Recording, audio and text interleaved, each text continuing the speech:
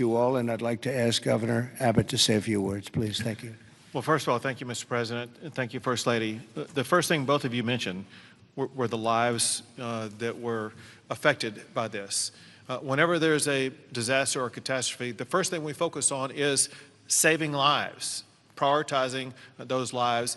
Every minute, every hour counts, and that's what Chief Nimkid focused on, what the local officials focused on, what the state focused on, but also what your administration did. On the very day of the flood, you know, the Coast Guard literally saving lives right and left, and we cannot thank you enough for deploying the Coast Guard, deploying the resources, and as you pointed out, immediately when I made a request for a disaster declaration, you and your administration granted that. This is the fastest that I'm aware of any administration responding so swiftly, so collaboratively, so coordinated as we have in response to this. Thank you for that major disaster declaration. It ensures that we're going to be able to more effectively respond and help rebuild. And let me make one thing clear about the Hunt store.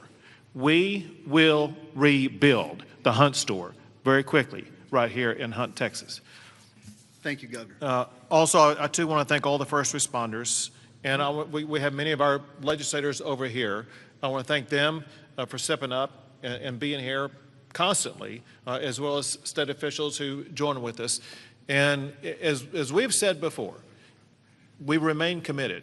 We're here for the long run. We will maintain our operations to search and find everybody that we can, as well as ensure that we're going to rebuild this community from Hunt to Camp Mystic to Kerrville down below. We are committed for the long run, not just to rebuild, but to rebuild in a better way. I have received a lot of detail, even from the President himself, about ways that we can do a better job in the rebuilding process, and we will put all of that to work. We have a special session beginning in 10 days when we're going to start working legislatively to make sure that we address every challenge that the people of this entire region, including the Central Texas region, make sure we help rebuild the families and communities of all of them.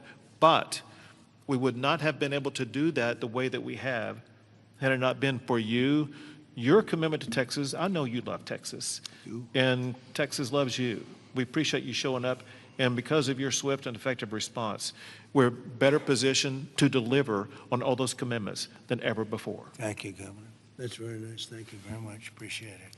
Christy, would you like to say something? Fantastic job you've done. Well, Mr. President, I just want to thank you for coming and being here today, and to our First Lady as well. Your heart is evident for the people of Texas, and by you coming here and spending the day and taking the time to spend so much time with the families, I've spoken with many of them over the last several days, and they're so grateful for you that not only are you here to come and walk alongside of them, but to spend time with them and to deploy resources to help support the governor and his team, I think has meant the world, not just to those that are making the decisions, but to all of those down to the ones who have lost their children and those who are still looking for their children. So that's the hardest part about the situation we have here today, sir, is that when you have a disaster like this, I believe this is an unprecedented event. I haven't heard in my knowledge, know of a flood that happened like this before. So, you know, in our experience, we know that it's at least a 1 in 1,000 year flood that hit this area in an unprecedented way. And emergencies and disasters are always